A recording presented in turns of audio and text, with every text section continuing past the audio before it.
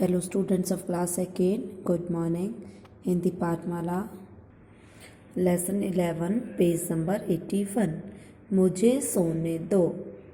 Students, इसका अर्थ है मुझे सोने दो. हमें किसी को भी परेशान नहीं करना चाहिए और हमें खुद भी समय पर सोना चाहिए, टाइम पर जगना चाहिए और टाइम पर ही उठना चाहिए.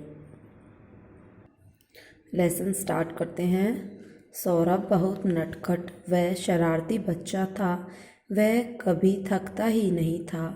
उसे रात में जल्दी सोना अच्छा नहीं लगता था. माता पिता उसे समझाते रहते थे, हमें समय पर सोना चाहिए, रात की नींद हमारे लिए बहुत ज़रूरी है. पर सौरभ किसी की बात नहीं सुनता था. वह हमेशा रात में देर से सोता था. स्टूडेंट्स, एक सौरभ नाम का बच्चा था. वो शरारती था और वह रात में देर तक जगता रहता था. वो समय पर सोता नहीं था. उसके मम्मी पापा उसे बार बार समझाते रहते थे. एक दिन सौरभ के माता पिता उसके नाना नानी के घर गए.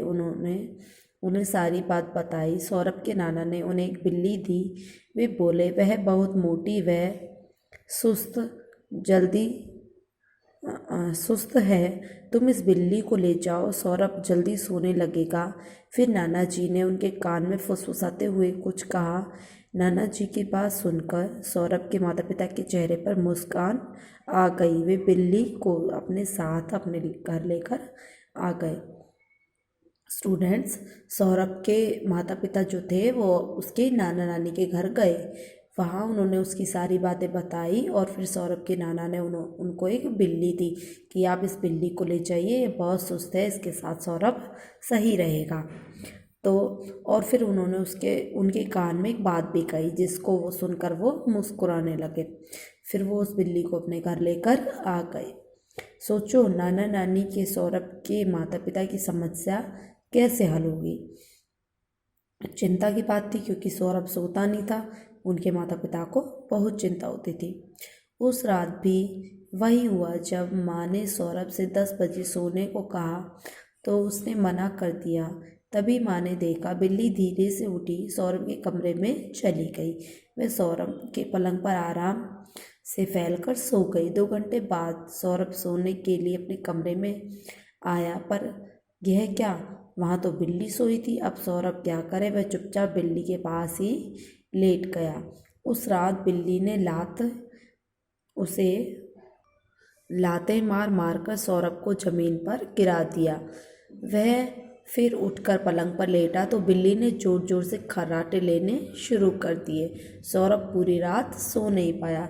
स्टूडेंट्स, जो वो बिल्ली लेकर आए थे वो एक दिन चुपचाप सौरभ के कमरे में चली गई और उसके बेड पर जाकर सो गई. जब सौरभ का सोने का समय हुआ तो बिल्ली ने उसे बहुत परेशान किया. उसे बार बार जगा दिया और बेड से गिरा दिया. अगली रात फिर वही हुआ. सौरभ फिर देर से अपने कमरे में पहुंचा. आज भी बिल्ली उसके बिस्तर पर से सोई हुई थी. सौरभ को बहुत गुस्सा आया. उसने मन ही मन कुछ सोचा, बिल्ली के साथ सोने की कोशिश करने लगा. अगली रात जैसे ही माँ ने सौरभ से सोने को कहा, वह दौड़ता हुआ अपने कमरे में जाकर पलंग पर लेट गया. सोते सोते वह बड़बड़ा रहा, बिल्ली मुझे परेशान मत करो, मुझे सोने दो. सौरभ को समय पर सोता देखकर उसके माता पिता बहुत खुश हुए. बिल्ली के आने से सचमुच सौरभ जल्दी सोने लगा था. स्टूडेंट्स, जो वो बिल्ली थी वो सौरभ के कमरे में जल्दी आकर सो जाती थी तो वो सौरभ को अच्छा नहीं लगता था. तो एक दिन वो फिर सो गई तो सौरभ को अगले दिन उसकी माँ ने सोने के लिए कहा कि बेटा जल्दी सो जाओ.